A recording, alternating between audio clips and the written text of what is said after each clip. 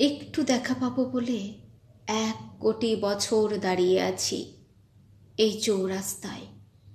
শুধু একবার দেখব তোমাকে, শুধু তার জন্য দীর্ঘ অপেক্ষা এই ঢেউকোনা।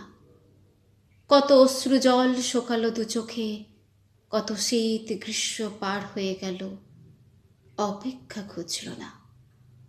এক ঝলক দেখার জন্য হত্ত গেঁয়োর মতো দাঁড়িয়ে আছি আমি রাস্তার ওপর।